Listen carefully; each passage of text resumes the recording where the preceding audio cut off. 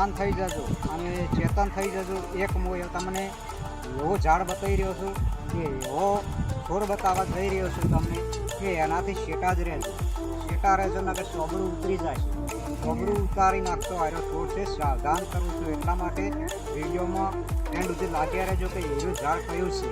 તમે ઓળખતા હો, લગભગ જોયેલું હશે પણ જાણકારી ન હોય કે એ ઝાડને અજવણથી પણ અડવાથી આપણી ચોમડી ઉતરી જાય છે। અને એ દોરો એ આપણા પશુપાલકોને પણ વિનંતી કરું છું હું કે આપણું પશુ ભૂલી છૂટી પણ એને ખાઈ ના જાય ને એના નેચેથી નીકળે ને તો એને ખાઈ જાય ને તો એની ચોબડી ઉતરી જાય છે। તો એ છોડ અને એ ઝાડ કયું છે મિત્રો હું તમને બતાવું કે એના નેચે ઊભું રહેવાથી એની ખરજ આપણને અડે અને એ ખરજ આપણે ખાણી ખાકાને ચોબડું ઉતરી જાય છે। તો વિડીયોમાં એન્ડ સુધી લાગ્યા રહેજો। જુઓ હું તમને બતાવું કે એ છોડ કયો છે।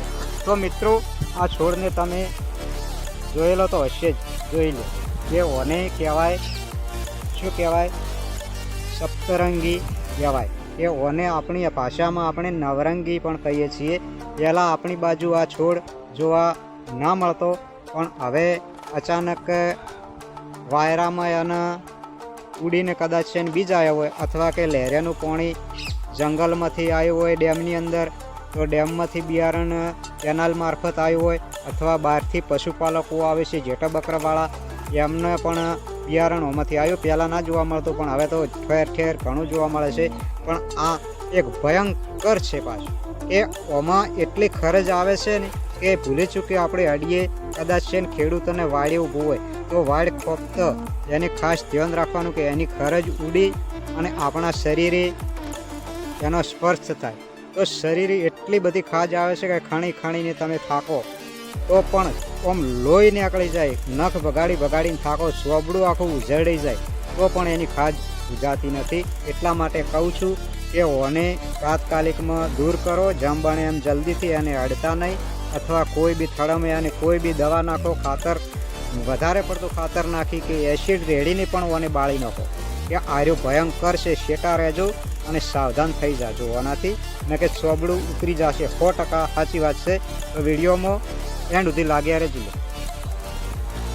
મિત્રો। જોઈ લીધો છોડ આર્યો નવરંગી કે શેટા રહેજો, સાવધાન થઈ જજો। હજી કહું છું માહિતી તમને ન હોય પણ મેં નિરીક્ષણોનું કરેલું છે। ઢોરાને પણ ખાવાથી ચોબડું ઉતરી જાય છે, આપણે પણ ખાण्याમાં મરી જાય છે, ચોબડું ઉતરી જાય છે। તો મિત્રો ચેનલને સબસ્ક્રાઈબ કરજો, વિડીયોને લાઈક જરૂર કરજો અને શેર કરજો। તો મિત્રો હજી તમને કહું છું કે ઓનાથી શેટા રહેજો, જ્યાં પણ એમ તાત્કાલિક દૂર કરો નહીં તો પચાવવાનો વારો આવશે ને આવશે। તો આ આજનો આપણો વિડીયો આજે પૂરો કરીએ। જય માતાજી।